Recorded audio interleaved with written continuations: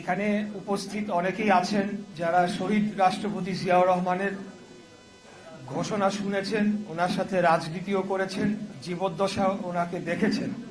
তাই আসলে আমার পক্ষে ওনাদের সামনে শহীদ রাষ্ট্রপতি জিয়াউর রহমানের ইতিহাস নিয়ে আসলে কথা বলাটা সমীচীন নয়।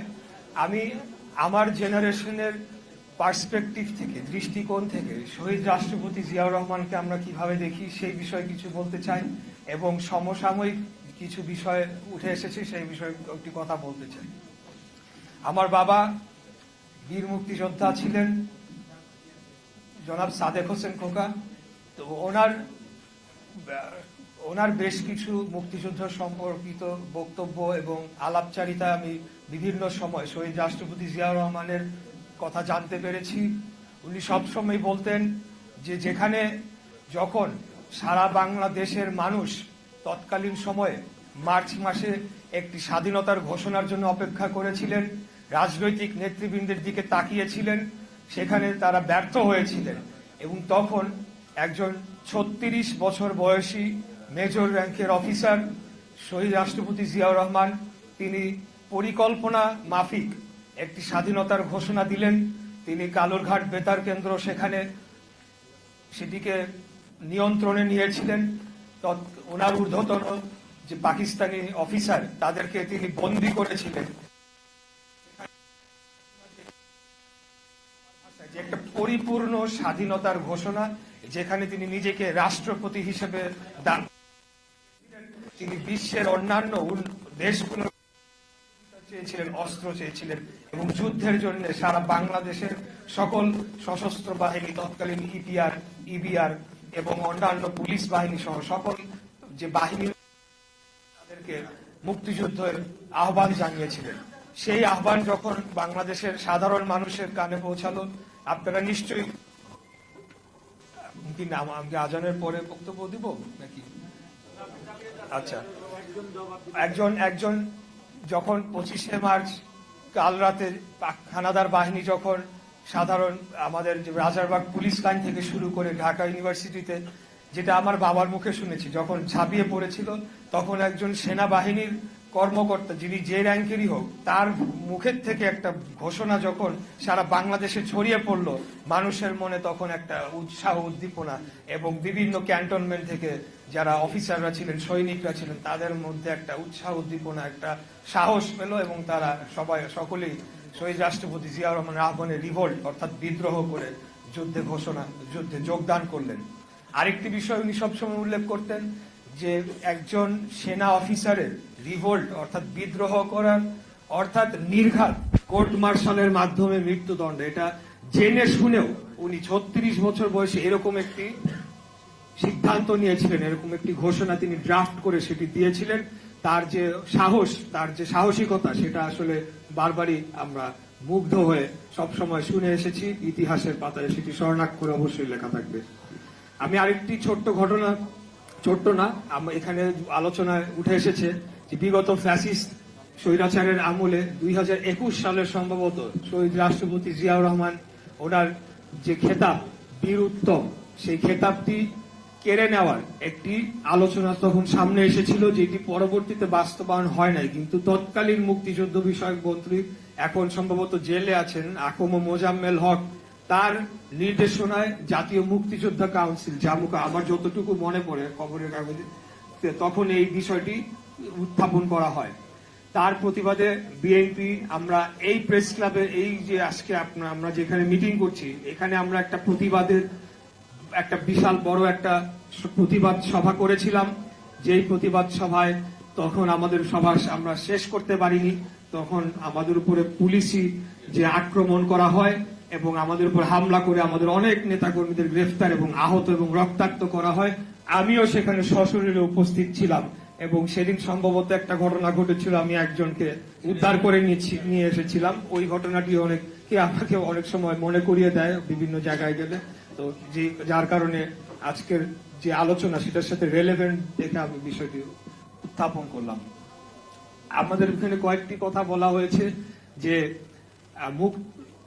মুক্তিযোদ্ধাদের তালিকা, অবশ্যই মুক্তিযোদ্ধাদের তালিকার বিষয়ে আমরা সকলেই জানি, তবে আমি ভুয়া শব্দটি মুক্তিযোদ্ধাদের আগে আমি এটাকে মনে করি যে তাদের প্রতি অসম্মানজনক বিষয়, এটিকে বলতে হবে অমুক্তিযোদ্ধা।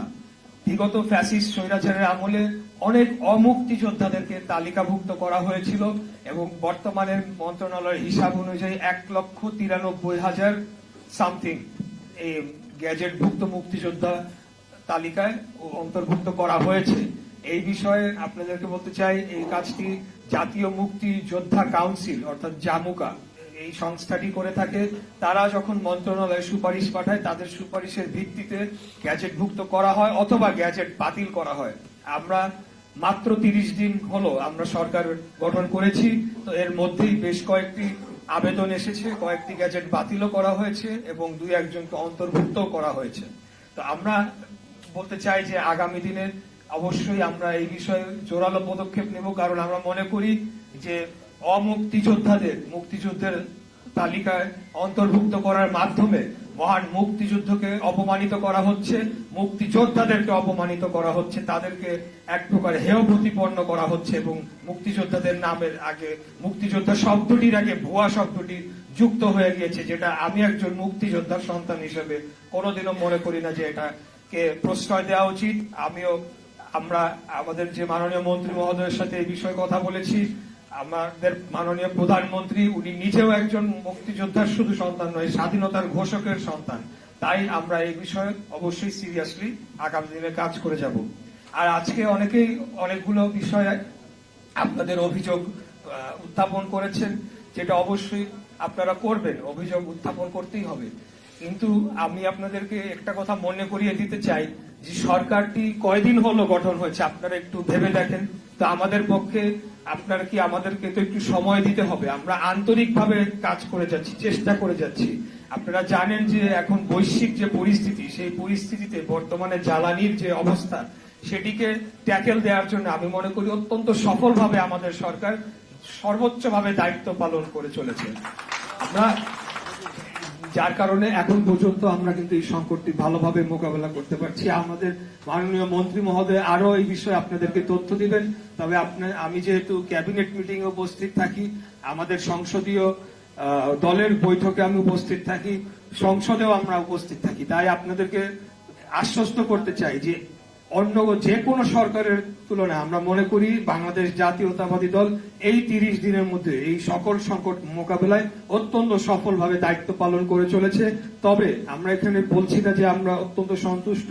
আমরা প্রতিনিয়তই আমাদের মাননীয় প্রধানমন্ত্রী জনাব তারেক রহমানের নির্দেশে, তার নেতৃত্বে আমরা প্রত্যেকটি সেক্টরের যে সমস্যাগুলো সেগুলো বিষয়ে আলাপ আলোচনা হচ্ছে। সংশ্লিষ্ট মন্ত্রী যারা রয়েছেন তারা অত্যন্ত অক্লান্ত পরিশ্রম করে চলেছেন। আমাদের যিনি যোগাযোগ মন্ত্রীর দায়িত্ব পালন করছেন বর্তমানে, তাকে নিয়ে আপনারা অনেক কথা বলতে পারেন, কিন্তু আমি মনে করি উনি অত্যন্ত সফলভাবে দায়িত্ব পালন করেছেন। কারণ আমাদের যে ক্যাপাসিটি এবং আমাদের যে সক্ষমতা, তার সেই অনুযায়ী আমাদের যে পরিমাণ চাহিদা রয়েছে গণপরিবহনের, সেটিকে ম্যানেজ করা আসলে কোনো স্বাভাবিকভাবে সম্পন্ন নয়। তারপরেও এই ঈদ যাত্রায় আমি মনে করি অত্যন্ত সফলভাবে আমাদের একজন মন্ত্রী, 2 জন প্রতিমন্ত্রী ভালোভাবেই কাজ করেছেন। আমরা যারা সংসদ সদস্যও রয়েছি, আমরা যার অবস্থান থেকে কিন্তু ওনাদেরকে সহযোগিতা করেছি।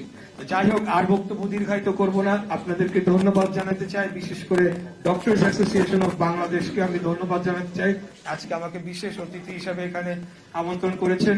আমাদের মাননীয় তথ্য সম্প্রচার মন্ত্রী, ওনাকে ধন্যবাদ জানাতে চাই যে উনি আজকে আমাকে ওইখানে কথা বলার সুযোগ করে দেওয়ার জন্য উনি ধৈর্য সহকারে এখানে আমার কথা শুনেছেন। ওনাকেও আন্তরিকভাবে ধন্যবাদ জানিয়ে, সকলকে ধন্যবাদ জানিয়ে আমার বক্তব্য এখানে শেষ করছি। খোদাহাফেজ।